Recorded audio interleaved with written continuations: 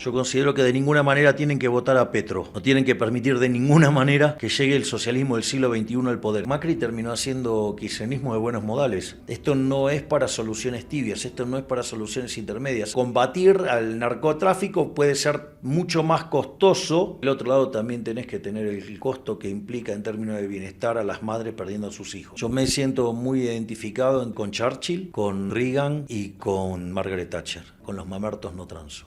Semana tú en exclusiva a Javier Milei, diputado argentino y precandidato presidencial, que está en estos días en Colombia haciendo conferencias acerca de su posición política. Comentó acerca de la actualidad de Argentina, de Colombia y de la región y de sus posiciones al respecto. Bueno, Javier, gracias por aceptar la invitación de Revista Semana, y yo quisiera preguntar primero que, bueno, tu carrera ha sido muy interesante. ¿Por qué decidir dar ese salto a la política en Argentina, que ha sido, digamos, se ha vuelto un fenómeno popular? Bueno, en principio porque lo que uno observa es que en Argentina, del mismo modo que en todo el mundo, el statu quo se volvió de izquierda. Entonces hay toda una rebelión natural hacia las ideas de la libertad. El inicio fue con precisamente los jóvenes, primero porque son naturalmente rebeldes al statu quo, segundo porque tienen menos tiempo de adoctrinamiento en la educación pública. Después por el rol fundamental que tienen las redes sociales. Hoy cuando un profesor intenta adoctrinar a un alumno, lo que hacen los chicos es ir y ver y chequear por internet, o sea, en YouTube, digo, es una fuente claramente de contienda en términos de ideas. Y bueno, y después hubo toda una revalorización de la libertad a partir de las cuarentenas cavernícolas, a partir de la pandemia, y eso además también se convirtieron en evangelizadores, los jóvenes llevando el mensaje a sus familias, y eso ha hecho que hiciéramos una elección formidable y donde claramente nosotros no nos presentamos como antisistema, porque nosotros estamos compitiendo dentro de las reglas del sistema, pero lo que nosotros decimos es que venimos a barrer con el statu quo, es decir, con la casta política, es decir, esos políticos ladrones que se aprovechan de las personas para ellos llevar una vida fabulosa mientras que hunden en la pobreza a la gente. Bueno, y hablando de ese fenómeno popular, que es lo que lo trae a Colombia, ¿por qué dar esos discursos que estamos haciendo esta semana en Colombia, que digamos que en Colombia no hay un movimiento libertario como tal? A ver, yo lo que estoy haciendo en Colombia básicamente es venir y explicarles los riesgos que conllevan abrazar las ideas del socialismo del siglo XXI. Justamente Petro representa eso, representa esas ideas que están sembrando la pobreza y el horror y la miseria en América Latina. Esto en Argentina lo hemos padecido con 3 gobiernos de los Kirchner, uno de Néstor Kirchner y otros 2 de Cristina Fernández de Kirchner. Después, de hecho, ellos impusieron tanto en el relato y le lavaron tanto la cabeza a la gente con el socialismo del siglo XXI, que después de hecho vino Macri y terminó haciendo socialismo de buenos modales, o sea, kirchnerismo de buenos modales. Y eso lo que hizo, nos trajo de vuelta al kirchnerismo, que es el gobierno de Alberto Fernández, pero esto ellos lo han hecho en todo el continente. Fíjense que, por ejemplo, en Uruguay han tenido a Tabaré Vázquez y a Pepe Mujica, en Paraguay han tenido a Lugo, en Bolivia a Evo Morales, en Chile han tenido a Lago y a Bachelet, ahora lo tienen a Boric, en Brasil han tenido a Lula y han tenido a Dilma Rousseff, en Perú, digamos, llegó Castillo, en México tienen López Obrador, por lo tanto tienen muestras, bueno, en Venezuela Chávez y Maduro tienen muestras sobradas de la miseria que es abrazar la idea del socialismo del siglo XXI. Por lo tanto, lo que yo vengo a hacer es alertar sobre esos riesgos, porque una vez que pierden la libertad es muy difícil recuperarla. Quedémonos en Colombia entonces entre estas dos opciones, que son Gustavo Petro, un candidato tradicional de izquierda, y Rodolfo Hernández. ¿Usted considera entonces que es mejor que Colombia este domingo elija a Rodolfo Hernández? Yo considero que de ninguna manera tienen que votar a Petro. No tienen que permitir de ninguna manera que llegue el socialismo del siglo XXI al poder. Eso es lo que ustedes tienen que lograr. Si el vehículo es Hernández, que sea Hernández, pero que sea quien sea, pero que no permita llegar al poder al socialismo del siglo XXI. Bueno, y retomando Argentina, ¿cómo es sus opciones para llegar a la Casa Rosada el próximo año en las elecciones de octubre? Bueno, nosotros estamos muy contento con el trabajo que estamos haciendo. Cada vez más personas se acercan a nuestro movimiento que se llama La Libertad Avanza. Ya no es solo una expresión que contiene a jóvenes, sino que ya, por ejemplo, 2/4 de la población, o sea, el segmento más joven, muestra que lo lideramos ampliamente con 60% de imagen positiva, mientras que el candidato o la persona que sigue más cerca está 30 puntos abajo nuestro. Después, bueno, está más peleado en el tercer segmento etario y después ya en el cuarto segmento etario, bueno, estamos superados en ese segmento por otras fuerzas. Pero lo que tenemos es una alta imagen positiva, tenemos también una situación de alta intención de voto. En este momento seríamos en términos individuales, o sea, tendríamos la posición más elegida por los argentinos, lo que implica que si llegáramos a la segunda vuelta, no hay ninguna duda que yo voy a ser el próximo presidente argentino. Bueno, Argentina viene atravesando unos problemas económicos bastante grandes durante los últimos años. ¿Cuál cree que han sido esas razones para que Argentina esté en la crisis que está hoy en día? Bueno, Argentina, la decadencia de Argentina no es de ahora. A ver, si uno lo mira en términos de variación de PBI, uno podría decir, bueno, Argentina hoy tiene un PBI per cápita, por ejemplo, 16% por debajo del que teníamos en el 2011. Pero la realidad es que ese PBI per cápita está en línea con el del año 1973 y la productividad está en niveles de la década del 50.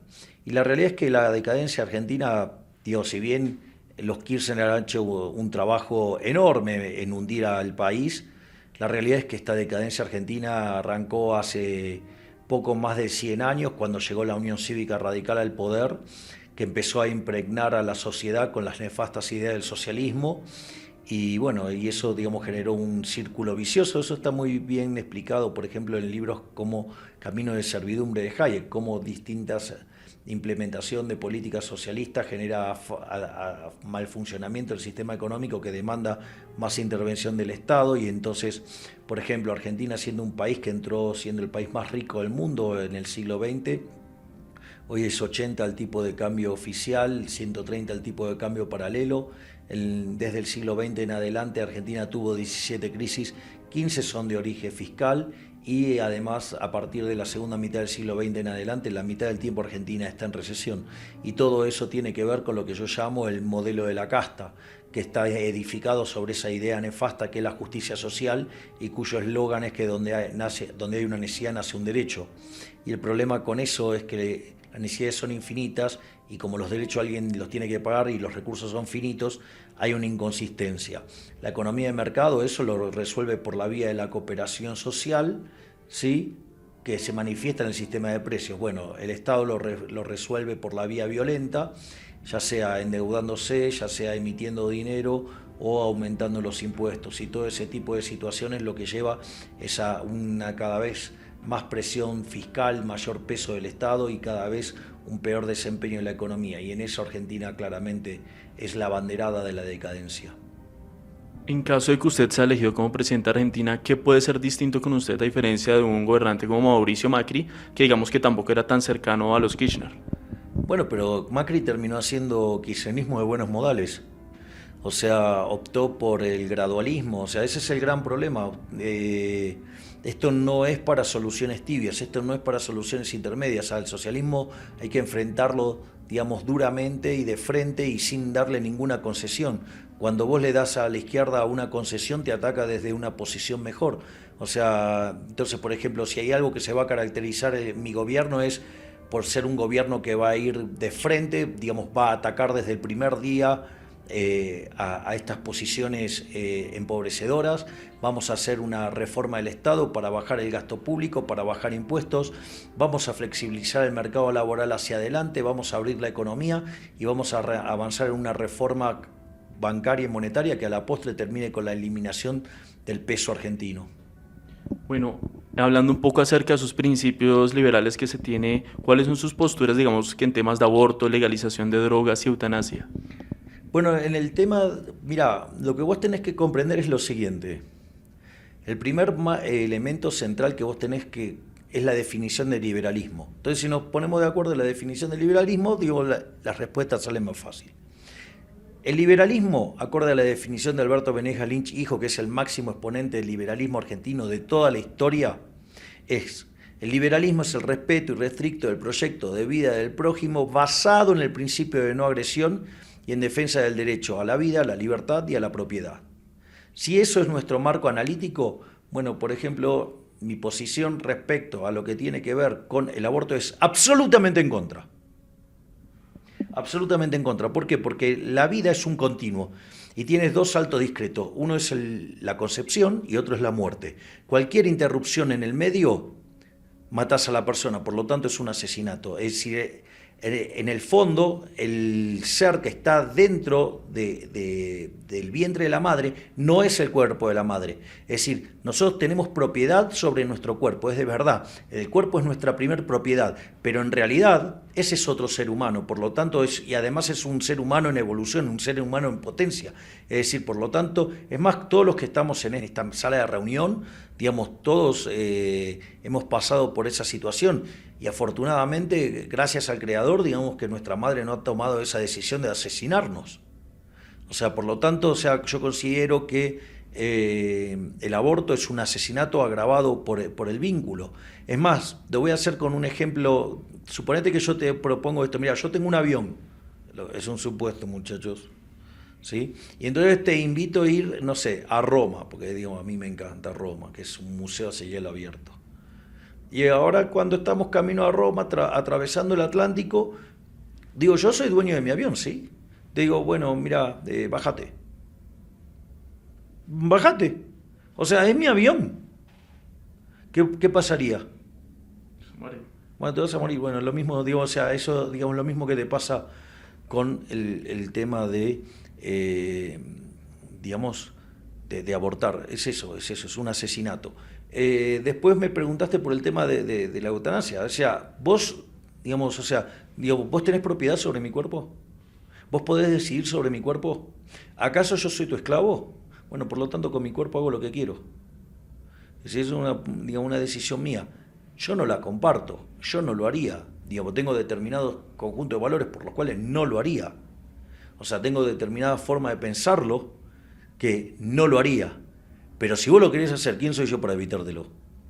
Es decir, ¿por qué yo tendría que imponerte violentamente mis ideas sobre tu propiedad?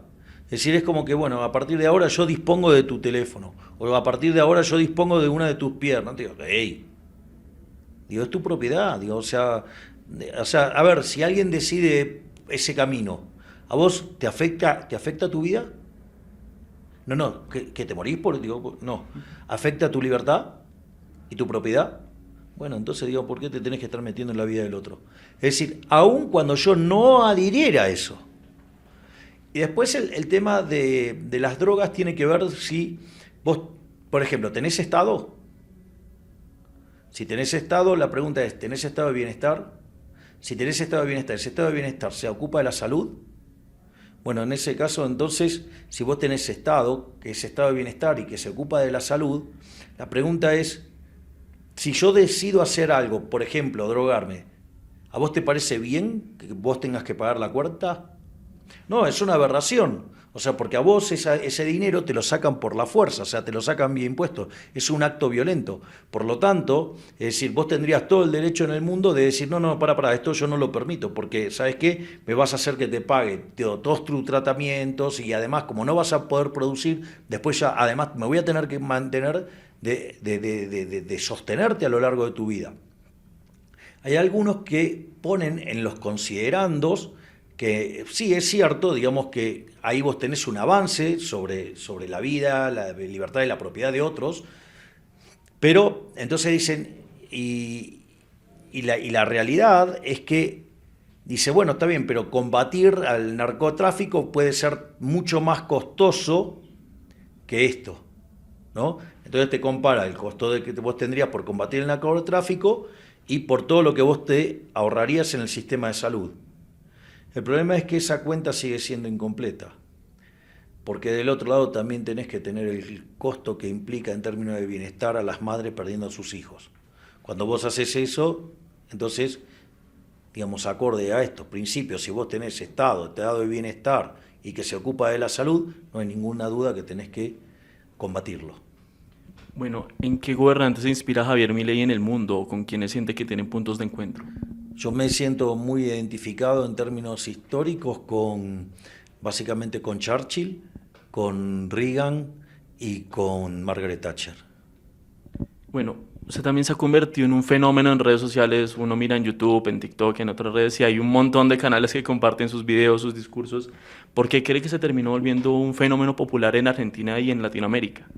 Porque básicamente lo que hago es plantear los problemas de la vida diaria desde la óptica de un economista liberal, y lo que hago es lo pongo en un formato accesible, es decir, yo no me compro esa estupidez propia de los mamertos que creen que porque ellos hablan difícil y se hacen los sofisticados, entonces son más cultos y más inteligentes. A mí me parece que la gracia consta en contarle las cosas de manera llana, directa a la gente, o sea, buscar una forma de que todo el mundo pueda acceder a ese conocimiento de manera fácil, y yo creo que eso es lo que explica la respuesta tan positiva por parte de lo que se ve en las redes, en el fondo, digamos, la respuesta positiva del mercado. Sabemos que a muchos los tiene demandados, pero ¿qué le dice a todos esos periodistas y demás que lo tratan a usted de nazi o de fascista? Bueno, digamos, hoy quedó mucho más claro que eso responde a una estrategia del oficialismo de la Ciudad Autónoma de Buenos Aires, es decir, es una campaña de desprestigio que obviamente está impulsada por el jefe de gobierno de la Ciudad Autónoma de Buenos Aires, que como quiere ser presidente y no tiene el talento y las virtudes para crecer por sus propios méritos, se dedica a ensuciar a otros. Y bueno, como parte de eso, su espacio, de hecho durante la campaña del 2021, no solo que creó y dicho por la propia gente que participó de ese espacio, que ellos fueron creados para destruirme a mí, pero no le fue muy bien porque aún con todo el aparato y toda la caja de la Ciudad Autónoma de Buenos Aires, en las PASO nosotros sacamos más votos que ellos y además después terminamos sacando todavía mucho más votos. Es la primera vez que en la historia un outsider sin estructura, o sea con estructura outsider también, logra 17% de los votos. Y bueno, y ahora eso lo hicieron durante la campaña del 2021. Además, casualmente cuando todo eso se estaba dando, un conjunto de periodistas salieron a demandarme diciéndome ese tipo de cosas, motivo por el cual, como Argentina es uno de los 50 países en el mundo que ha firmado el IRJA, los estoy demandando judicialmente porque constituye delito la banalización del Holocausto. Y ahora, en estos días, una referente de dicho espacio volvió a frases todavía que replican ese mismo calibre. Por lo tanto, está claro que es una estrategia de Juntos por el Cambio para ensuciarme, como de las tantas operaciones que hacen. O sea, ya se les nota demasiado cómo están tratando de ensuciarme día a día. Volviendo al escenario en el que usted se convirtiera presidente, ¿qué sería lo primero que usted haría si es elegido presidente de la Argentina? Ya lo dije, arranco con la reforma del Estado para reducir el gasto público, reducir impuestos, reforma del mercado laboral hacia adelante para no vulnerar derechos, abrir la economía y la reforma bancaria y monetaria, es decir, es un conjunto de reformas que no solo eliminaría la inflación, sino que al aliviar la carga fiscal eso permitiría un fuerte proceso de crecimiento y mucha competencia al abrir la economía, y eso aseguraría por lo menos 15 años de muy alto crecimiento económico. Y finalmente, Javier, ¿cómo haría usted, digamos, para lidiar con los gobiernos de izquierda, que hay tantos en América Latina y quizás hasta más al finalizar este año, para las relaciones internacionales si fuera elegido presidente? Yo no voy a impulsar ni voy a promover el comercio y relaciones con gobiernos de izquierda. Es decir, yo no voy a digamos, a promover eso. Si es decisión del sector privado comercializar y tener lazos con ellos, es un problema de eso. Yo, digamos, con eso